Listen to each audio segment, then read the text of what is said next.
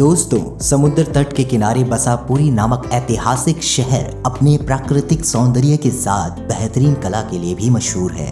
भगवान जगन्नाथ का निवास स्थान होने की वजह से इसे जगन्नाथपुरी भी कहा जाता है। इस प्राचीन मंदिर को राजा इंद्रद्युम्न ने बनवाया था, जिसे उनके प्रतिद्वंदी राजाओं द्वारा नष्ट कर दिया गया था। पुरी के लेखागार में पाए गए एक लेख के अनुसार वर्तमान मंदिर का निर्माण गंगवश के समतम राजा अनंग भीम देव ने किया और मंदिर का निर्माण कार्य 1108 ईसा पूर्व में पूर्ण हुआ। इसकी ऊंचाई 58 मीटर है। मंदिर के गर्भगृह में भगवान जगन्नाथ, बलभद्र और सुभद्रा जी की मूर्तियां हैं। दरअसल भगवान जगन्नाथ और बलभद्र श्री कृष्ण और बलराम के ही रूप हैं और सुभद्रा उनकी बहन है।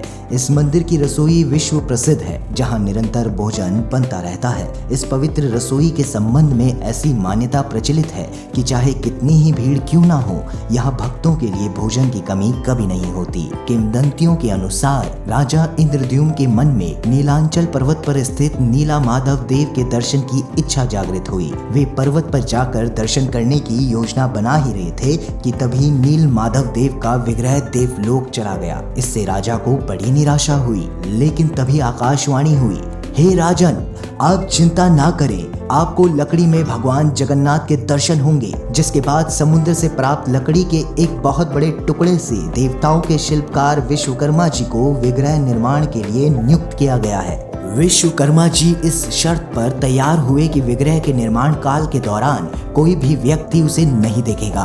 लेकिन कई दिन बीत जाने के बाद राजा अपनी जिज्ञासा रोक नहीं पाए और वह मूर्तियों को देखने चले गए। विश्वकर्मा जी को जब ये बात मालूम हुई तो वह क्रोधित होकर वहां से चले गए। इस तरह तीनों मूर्तियां अधूरी रह गई। राजा इंद्रद्युम्न बहुत ज्यादा दुखी हो गए, लेकिन उसी समय यह आकाशवाणी हुई, हे राजन, आप चिंता ना करें, इसी स्वरूप में हम तीनों को अलकृत करके प्रतिष्ठित करवा दें। और इस तरह तीनों विग्रहों की प्राण प्रतिष्ठा पूर्ण हो गई।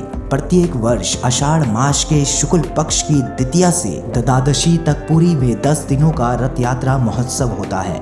भगवान जगन्नाथ, बलभद्र और उनकी बहन सुभद्रा की मूर्तियों को रथ में बैठाकर जगन्नाथ मंदिर से गुडिंचा मंदिर तक खींचकर पहुंचाया जाता है। यह यात्रा भगवान श्री कृष्ण की मथुरा से गोकुल यात्रा का प्रतीक है।